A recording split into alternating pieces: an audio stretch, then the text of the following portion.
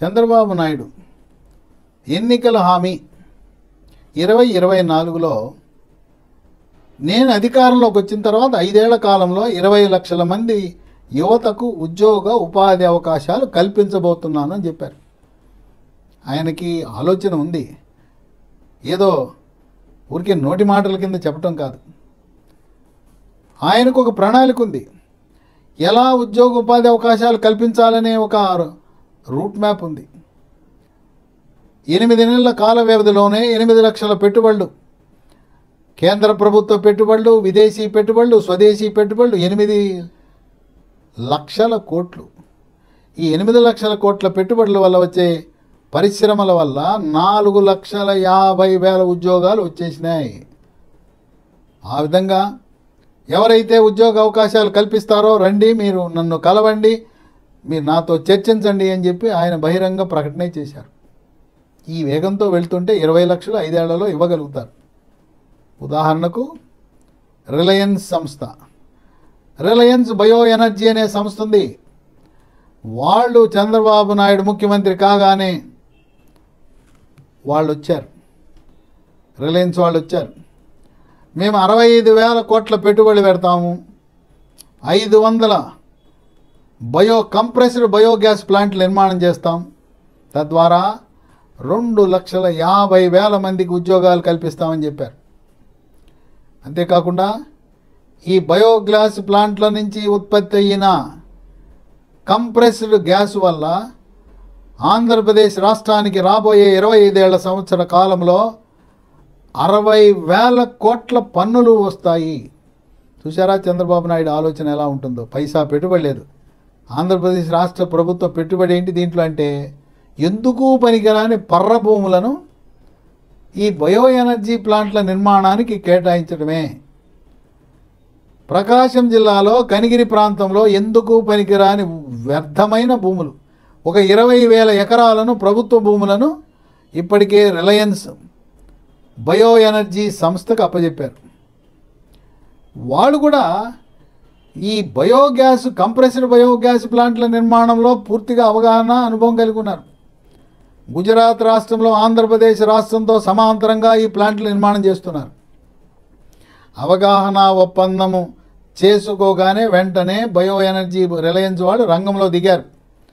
ఇప్పటికే వాళ్ళు మొత్తం 500 ప్లాంట్ల నిర్మాణం చేయాలి. ఒక్కొక్క ప్లాంట్ ఖర్చు 130 కోట్లు అవుతుంది. ఇప్పటికి 500లో 100 ప్లాంట్ల నిర్మాణం ప్రారంభించారు. 500 ప్రారంభిస్తే నిర్మాణ దశలో ఉంటే పెద్దాపురం పారిశ్రామిక వాడలో మొట్టమొదటి బయోగ్యాస్ ప్లాంట్ సిద్ధమైపోయింది. అది బయోగ్యాస్ ఉత్పత్తికి సిద్ధమైపోయింది. ఏప్రిల్ 2న మొదటి యూనిట్ని చంద్రబాబు నాయుడు వర్చువల్ విధానంలో ఆయన ప్రారంభించబోతా ఉన్నాడు. అక్కడ పెద్దాపురం, అక్కడ 60 ఎకరాల భూమిలో 375 కోట్ల పెట్టుబడితో 60 టన్నుల గ్యాస్ ఉత్పత్తి చేయవలసి ఉంటుంది. ఆ ప్లాంట్ వల్ల 400 మందికి ఉపాధి. చాలామందికి తెలియదు కంప్రెస్డ్ బయోగ్యాస్ ఏంటి, ఎట్లా తయారు చేస్తారని. ఇది ఇప్పుడు మనము వ్యవసాయం చేసేటప్పుడు కొన్ని వ్యర్థాలు వస్తాయి. అనాలోచితంగా రైతులు నొప్పు పెడుతున్నారు. ఈ వ్యవసాయము, పండ్ల తోటలు, వీటి వ్యర్థాలను నొప్పు పెట్టడము ద్వారా ఆ పొగ వల్ల వాతావరణ కాలుష్యము, వాతావరణం వేడెక్కిపోవటము, గ్లోబల్ వార్మింగ్ జరుగుతుంది.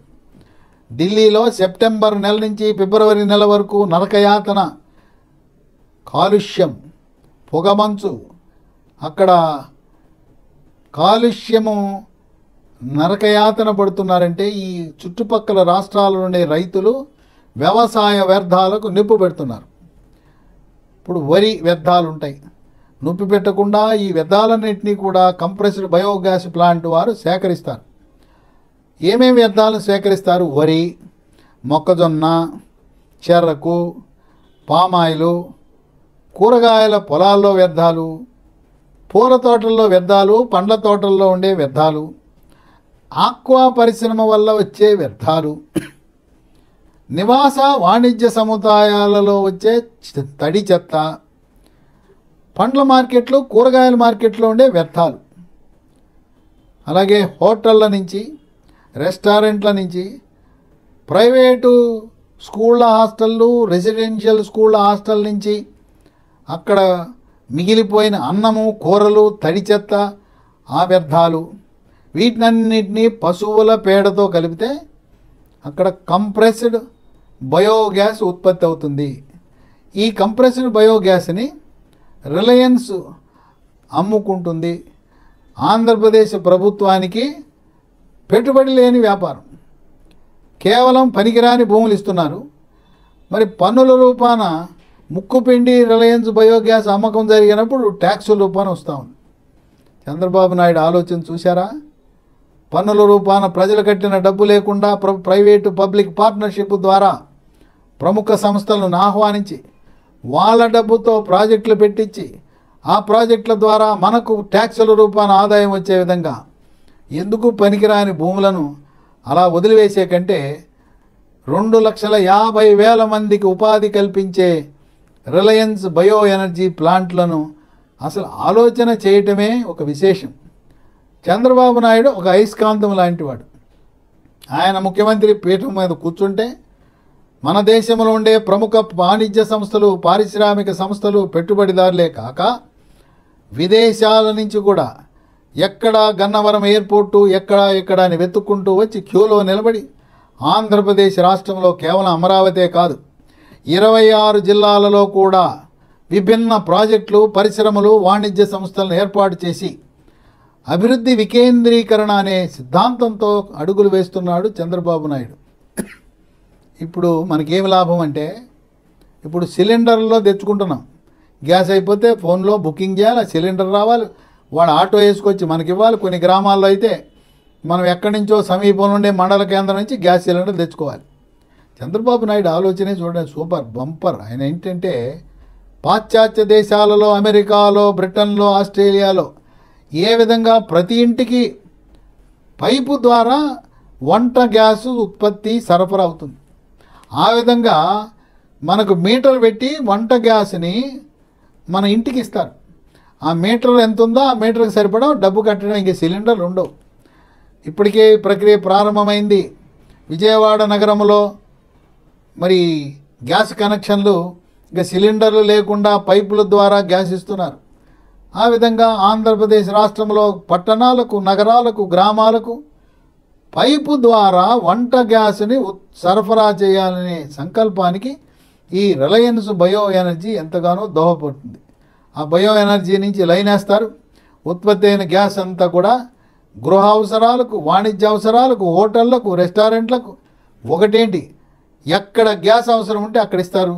అంతేకాకుండా కొన్ని పరిశ్రమలు బాయిలర్తో నడిచే ఉంటాయి, అక్కడ ఇప్పుడు బొగ్గును ఉపయోగిస్తున్నారు.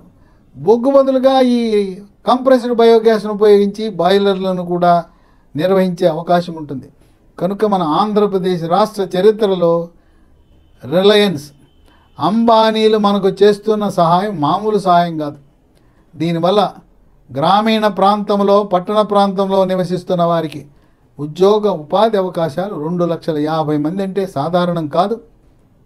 వాళ్ళ లక్ష్యం 2 సంవత్సరాల కాల వ్యవధిలో 500 బయోగ్యాస్ ప్లాంట్లు ఉత్పత్తి ప్రారంభం చేయాలని యుద్ధ ప్రాతిపదికన శరవేగంతో రిలయన్స్ వాడు ఏంటి, రాజు తలుచుకుంటే దెబ్బలు కొదవా, వాళ్ళకేంటి డబ్బులు తక్కువ, కావాలంటే బ్యాంకులు క్యూలో నిలబడి మేము అప్పిస్తామని రిలయన్స్ వాళ్ళకి నిధులు సమకూరుస్తారు.